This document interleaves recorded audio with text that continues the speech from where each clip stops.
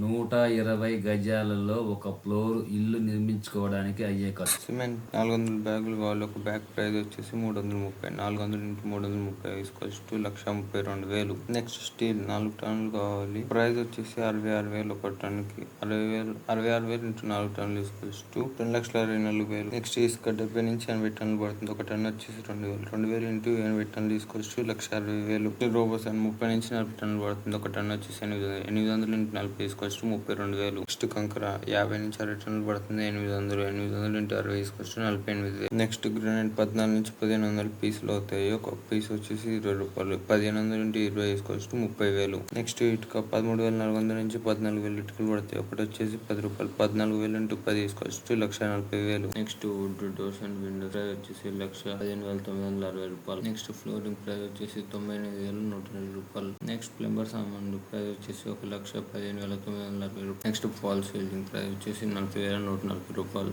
Next iron gate price వచ్చేసి 40,600. Next సిస్టరింగ్ price వచ్చేసి 35,680 రూపాయలు. నెక్స్ట్ పెయింటింగ్ ప్రైస్ వచ్చేసి 98,120 రూపాయలు. ఇప్పుడు లేబర్ కాస్ట్ 50 మేస్త్రికి సెంట్రింగ్ కి 3,68,000.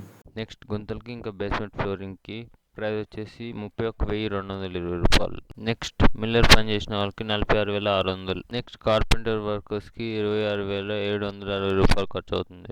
నెక్స్ట్ ప్లంబర్ వర్కర్స్ కి 53,520 రూపాయలు అవుతుంది. నెక్స్ట్ ఫ్లోరింగ్ అండ్ టైల్స్ కి 57,980 రూపాయలు ఖర్చు అవుతుంది.